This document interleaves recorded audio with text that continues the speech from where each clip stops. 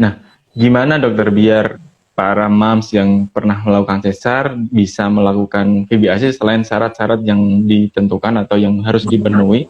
Mungkin upaya-upaya yang perlu dilakukan biar kedepannya ini aku pengen normal nih. Nah, apa saja dokter? Baik, jadi biasanya yang pasti jarak ya, karena permasalahannya nih biasanya para moms ini tidak mematuhi jaraknya, jadi udah tahu mau coba normal, tapi kebobolan gitu, hamil tanpa disengaja seperti itu. Nah, yang paling penting itu syarat. Terus juga mungkin waktu pas habis operasi makanannya harus bergizi ya biar penyembuhan ini rahimnya bagus seperti itu.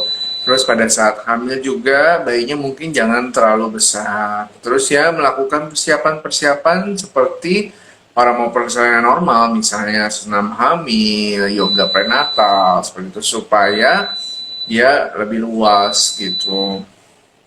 Berarti Jadi artinya VBAC itu harus dilakukan setelah persalinan pertama ya dokter ya. Kalau sudah mau merencanakan pengen kelahiran normal di kelahiran berikutnya, harus sudah mulai diperhitungkan sejak kelahiran bayi yang pertama itu berarti ya. betul, jadi habis pertama sesar ya harus dikasih jarak nih, minimal tadi 18 bulan, baru hamil lagi, idealnya seperti itu. Pernah nggak dok kasus-kasus yang selama mungkin yang pasien dokter yang sudah tertangani yang dulunya normal, yang dulunya sesar terus sekarang normal itu apa? Ada nggak banyak nggak yang ke dokter itu?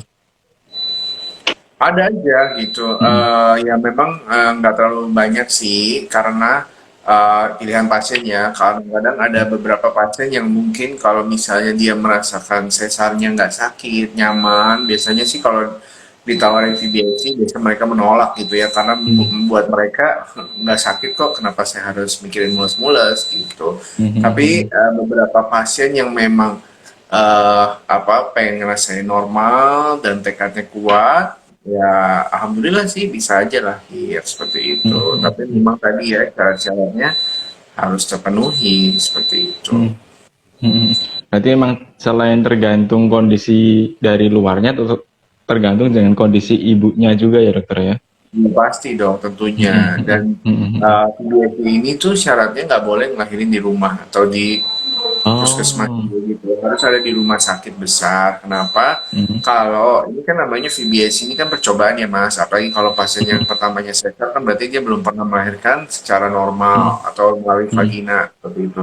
Jadi kita tidak tahu apakah eh, pasien ini bisa lahiran normal atau enggak gitu, regardless maksudnya tanpa melihat indikasi sebelumnya gitu. Jadi memang ya kalau terjadi sesuatu dan harus membentukkan tindakan operasi, setidaknya nggak dioper-oper, nggak dikirim-kirim. Kadang-kadang pada saat nih misalnya coba ngelahirin di rumah, nyangkut, nggak berhasil, datang ke rumah sakit kondisinya udah jelek, terus meninggal seperti itu. Bisa juga yang terjadi seperti itu ya. Kenapa? Karena ya walaupun tidak selalu, tapi pada daerah bekas sesar itu ada resiko bisa terjadi robekan seperti itu. Walaupun tidak tahu seperti itu gitu. Makanya kenapa harus datanya di rumah sakit supaya eh, kalau misalnya membutuhkan tindakan yang lebih, ya ibunya nggak usah dipindah-pindah, nyari rumah sakit dulu karena mencari rumah sakit, apalagi kalau nanti rumah sakit rujukan seperti itu kan nggak mudah ya di tengah-tengah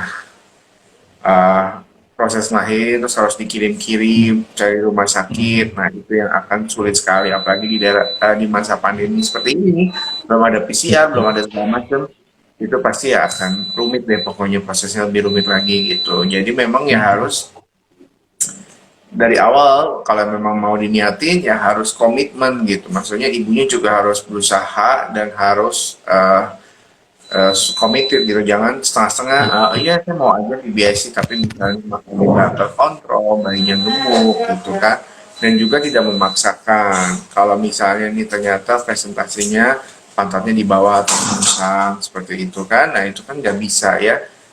Seperti itu.